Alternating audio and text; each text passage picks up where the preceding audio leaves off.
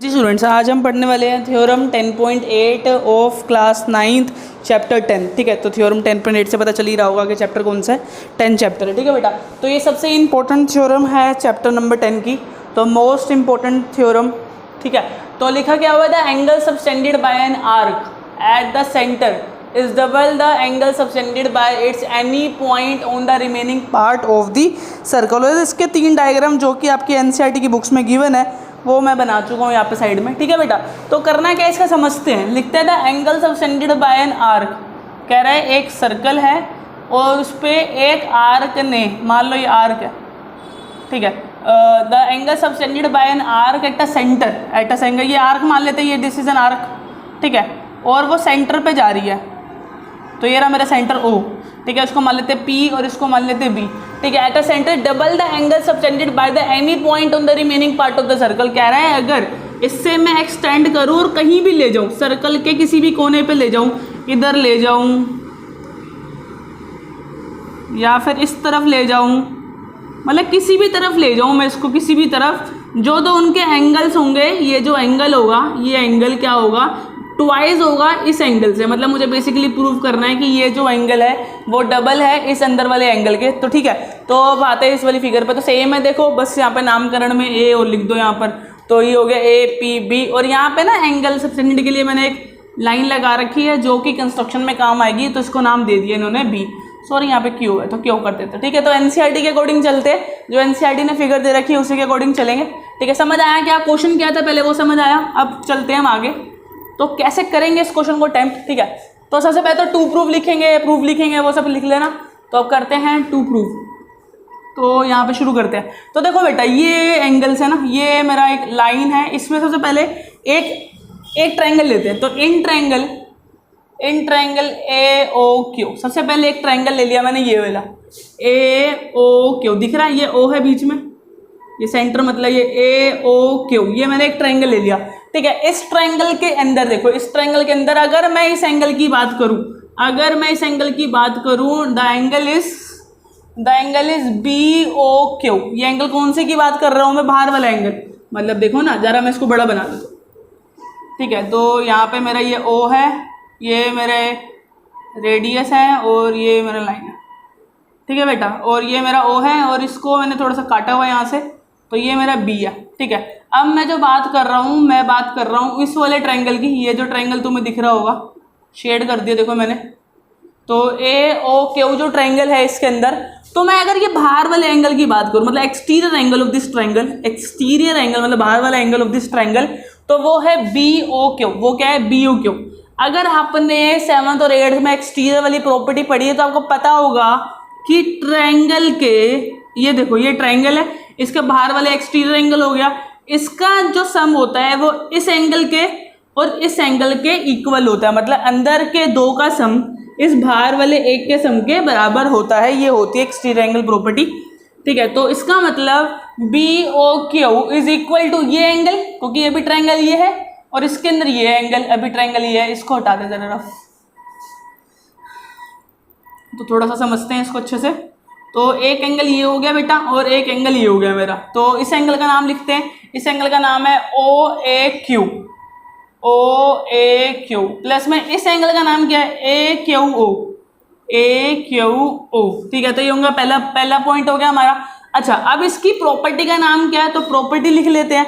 तो प्रॉपर्टी है sum of exterior angle is the sum of two interior angle, two opposite interior angles of a triangle. ठीक है, तो ये पूरी प्रॉपर्टी लिख दी, sum of the exterior angle is the sum of the 2 opposite interior angle, मतलब ये एक इंटीरियर अपोजिट एंगल हो गया, ये एक इंटीरियर का मतलब अंदर का एंगल एक ये किससे बाहर, एक बाहर वाले एंगल से, जो थर्ड एंगल के बाहर एंगल है उसके सम के बराबर होगा। ठीक है जी, एक प्रॉपर्टी और पढ़ते हैं। ठीक है, अब एक और प्रॉपर्टी पढ़ते हैं। मुझे देखो क्या पता है, इनर ट्रायंगल, ठीक है, इनर ट्रायंगल, या फिर इसको छोड़ देते हैं, हम ये सीधे लिख सकते हैं कि OA, ये देखो ना OA, ओ सेंटर से एक पॉइंट दैट इज रेडियस, और O Q is a radius. तो ये दोनों इक्वल है, ब्रैकेट में लिखो रेडियस। कैसे लिखोगे? रेडियस कि भाई दोनों जो मेरे हमारे जो दोनों लाइंस है, ओ ए लाइन हो गई, ओ ए लाइन भी सर्कल का रेडियस है और ओ क्यू लाइन भी सर्कल का रेडियस। आप देख सकते हो सेंटर से कोई लाइन अगर हमारे सर्कल को टच करती है तो वो रेडियस कहलाती है, सेंटर से पॉइंट सर्कल को टच कर रही है रेडियस है। ठीक है, अगर दोनों रेडियस है इसका मतलब एक सर्कल की रेडियस हमेशा इक्वल होती है, तो दोनों लाइंस इक्वल हो गई। तो ठीक है, in a triangle if opposite sides are equal then their opposite angles are also equal। ठीक है, तो एक लाइन लिखनी है, if in a triangle if opposite side, कह रहा है कि अगर अपोजिट साइड ये साइड और ये साइड, देखो ना ओ ए साइड और ओ क्यू साइड, ओ ए साइड और ओ क्यू साइड दोनों बराबर है और ट्रायंगल की बात हो रही है। तो अगर ये लाइन इस लाइन के बराबर है, यहां बना के दिखाता हूं, अगर ये प्रॉपर्टी क्या कहती है बेटा, अगर ये लाइन इस लाइन के बराबर है तो इसका अपोजिट एंगल और इसका अपोजिट एंगल दोनों क्या होंगे? बराबर। अगर ये 6 है और इसमें से ये 60 है तो ये भी 60 ही होगी। ठीक है बेटा, तो लिखा हुआ है in an opposite side in a triangle if the opposite side are equal then their opposite angle are also equal. कि अगर कोई सी ट्रायंगल की दो साइडें इक्वल है तो उनके जो अपोजिट एंगल है वो भी इक्वल होंगे। Therefore angle O A Q, जो ओ ए क्यू है is equal to O Q B, वो किसके बराबर हो जाएगा? ओ क्यू बी के, सॉरी से लिखे ना, ओ क्यू बी नहीं, ओ क्यू ए के बराबर हो जाएगा। देखो ना, ये वाले एंगल का नाम क्या है? ओ ए क्यू लिख दिया, ओ ए क्यू। इस वाले एंगल का नाम क्या है? ओ क्यू ए, दोनों लिख दिए। ठीक है, अब ये थोड़ा सा मिटाते हैं तभी तो स्पेस बनेगा। अब देखो बेटा, जरा सा ध्यान से देखना है यहाँ पर। तो देखो बेटा, हमने ऊपर क्या प्रूफ किया था? फर्स्ट इक्वेशन थी, ये मेरी सेकंड इक्वेशन हो गई। तो from first and second we get, हमने क्या पाया बेटा? हमने पाया कि अगर देखो बेटा, अगर मैं बी ओ क्यू बोलूं और वो है O A Q plus angle A Q O के बराबर है, ठीक है ना, तो मुझे जो दिखाना है बेटा, मुझे लेना है ओ ए क्यू को ज्यादा इंपॉर्टेंस देनी है। ओ ए क्यू को ज्यादा इंपॉर्टेंट, मतलब क्यू एंगल को हटाकर ए एंगल लिखना है। देखो बेटा, बीच में ए एंगल है, मतलब आपको इसको नहीं हिलाना। बीच में ए एंगल है, आपको ए एंगल ही चाहिए, तो आपको इसको नहीं हिलाना। आपको किसको हिलाना होगा? क्यू एंगल वाले को रिप्लेस करना, इस एंगल वाले को रिप्लेस करना होगा। तो इस एंगल को रिप्लेस कर सकते हैं इक्वेशन 2 से। देखो, क्यू एंगल ए एंगल के बराबर है, तो आपको कुछ नहीं करना, आपको इसकी जगह इसकी जगह क्या लिखना? ऊपर लाइन लिखनी है, B O Q angle is equal to angle O A Q plus, देखो ये एंगल खुद में A O Q angle, A O Q बोलो या ओ ए क्यू बोलो, एक ही बात होती है, ए ओ क्यू बोलो। ठीक है, ए क्यू ओ बोलो, ओ ए, क्योंकि मुझे पता है कि ए क्यू ओ और ओ क्यू ए एक ही चीज़ है। बस आमने सामने वाले वो जो अल्फाबेट है उधर लिखे हुए हैं, सेम चीज़ होती है बीच में एंगल्स में ये। ठीक है, तो मैंने अब उसको उल्टा कर दिया। तो अब देखो, ओ क्यू ए किसके बराबर हो गया? ओ ए क्यू के बराबर। किसके बराबर हो गया? ओ ए क्यू। तो मैं लिख दूंगा ओ ए क्यू, हम प्रूव कर चुके सेकंड इक्वेशन से। अब बना क्या है? B O Q is equal to twice of angle O A Q. हो गया? कोई दिक्कत यहाँ तक कोई दिक्कत आई तो एक बार कमेंट कर दो कि भाई कहाँ पे दिक्कत आई है। ठीक है, उसके बाद हम बात करते हैं। तो अब हमें कुछ नहीं करना, इतना ही मेन था। सबसे पहले हमें एक्सटीरियर एंगल प्रॉपर्टी लगानी थी इसके अंदर, ये दोनों का सम बताना था। फिर हमने बताना था कि ओ ए और ओ क्यू बराबर है ड्यू टू रेडियस, तो उनके अपोजिट एंगल बराबर होंगे। अगर उनके अपोजिट एंगल बराबर हो तो सम करके दिखाना है। ये जो यहाँ पे क्यू एंगल है उसकी जगह भी ए एंगल लिख देंगे, क्योंकि वो जो एंगल है इक्वल है उसके, और उसके बाद ये ट्वाइस हो जाएगा। ठीक है, उसके बाद कुछ नहीं करना आपको, बस लिखना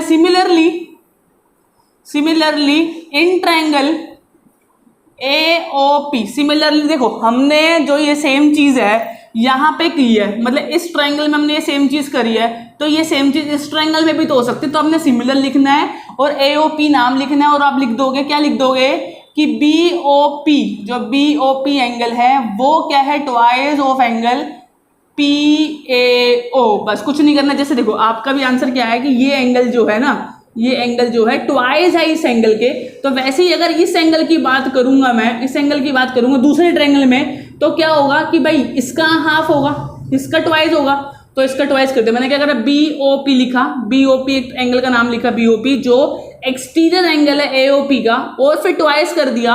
ट्वाइस किसका कर दिया, PAO का, मतलब ये A एंगल का डबल कर दिया। ठीक है, अब आपको कुछ नहीं करना, हो गया क्वेश्चन। तो अब क्या करना है, यहाँ पे लिखना है थर्ड इक्वेशन, इसको लेनी है फोर्थ इक्वेशन, और लिखना है adding equation third and fourth. Adding equation third and fourth लिखना है, और फिर आगे हम कंटिन्यू करते हैं। तो देखो बेटा, ये हो गया BOP, है ना, लेफ्ट हैंड साइड को लेफ्ट हैंड साइड से प्लस, राइट हैंड साइड को राइट हैंड साइड से प्लस, BOP ये हो गया हमारा। और ये पहले वाला क्या था, BOQ is equal to B, इसको इज इक्वल टू बी जो यहाँ लिखा twice of angle OAQ plus इधर जो लिखा हुआ है ट्वाइस ऑफ एंगल PAO। ठीक है, लिखा, कुछ नहीं करा। ये देखो लेफ्ट वाला पकड़ा BOP, इधर से लेफ्ट वाला पकड़ा BOQ, और इधर से राइट वाला पकड़ा, यहाँ लिख दिया, और उधर से राइट वाला लिखा, यहाँ लिख दिया। अब क्या करेंगे, हम निकालेंगे कॉमन। यहाँ से 2 कॉमन निकाला, बचा क्या, OAQ प्लस PAO, और यहाँ से बचा, देखो अब ध्यान से देखना है BOP। देखो BOP थोड़ा साफ करते हैं, थोड़ा साफ बना लेते हैं इसको, तभी समझ आएगा, पिक्चर में समझ नहीं आता। ठीक है,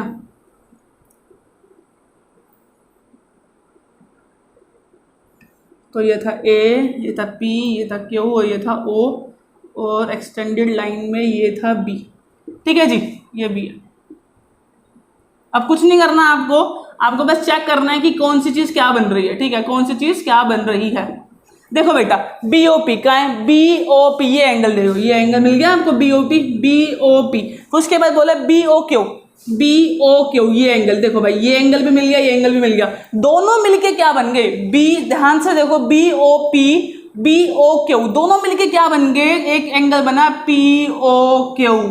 कौन सा एंगल बना, PO। देखो पूरा एंगल बन गया ना POQ, ये भी जुड़ गए, ये भी जुड़ गए, पूरा एक हो गया, पूरा एंगल POQ बन गया। उसके बाद देखते हैं, उसके बाद OAQ का है, OAQ ये एंगल है ना। उसके बाद PAO ये एंगल। ठीक है, अच्छा अब मैं दोनों को ऐड करा, मैंने दोनों मिलके क्या बन गए, मिलके बन गया एंगल PAQ, और उसका twice is equal to POQ। और यही बेटा हम लोगों को प्रूफ करना था कि जो नीचे वाला एंगल है POQ एंगल है, वो डबल है ऊपर वाले सबटेंडेड एंगल से PAQ से, और ये हमने प्रूफ कर दिया, हमने पूरी इक्वेशन को प्रूफ कर दिया। अब एक काम जो करना है आपको, पहली बात तो तीनों फिगर बनानी है कॉपी में, मतलब तीनों फिगर आपको पेपर में बना के आनी है, प्लस में आपको एक चीज़ लिखनी है, यहाँ लिखना है फोर फिगर थर्ड। देखो मैंने सेकंड मिटा दी है, आप लोग बना लेना, थोड़ा सा वीडियो पीछे जाओ और आपको फिगर फिर मिल जाएगी जहाँ मैंने मिटाई नहीं होगी। ठीक है, तो फर्स्ट फिगर तो कंपलसरी है, फर्स्ट फिगर से हम क्वेश्चन करेंगे, सेकंड फिगर पड़ी रहेगी, ऐसे कोई दिक्कत वाली बात नहीं है। अब आती है बात फिगर थर्ड की। देखो बेटा, जब हमने क्वेश्चंस किए थे ना, तो इसके अंदर ये था माइनर आर्क, ये क्या थी माइनर आर्क, अब ये होगी major arc.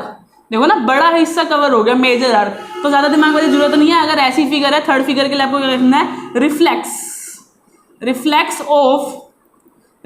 Of angle PBQ, ये जो एंगल है इसी की तो बात कर रहे हैं, PBQ is equal to double of angle है ऊपर वाला PAQ। बस आपको ये लाइन रखनी पड़ेगी, क्रेम करनी पड़ेगी कि रिफ्लेक्स ऑफ PBQ, क्योंकि ये मेजर आर्क है, इसकी वजह से यहाँ पे माइनर आर्क था, मेजर आर्क है PBQ, आपको लर्न करना पड़ेगा PBQ, ये जो एंगल नीचे वाला इस reflex of PBQ is reflex of is equal to be twice of PAQ। बस इतना सा लर्न करना आपको, और ये थ्योरम होगी कंप्लीट। मुझे पता है बहुत लॉन्ग हो गई वीडियो, लेकिन ईजिली समझाने में टाइम लगता ही लगता है, जल्दबाजी में समझा देता कोई फायदा नहीं होता।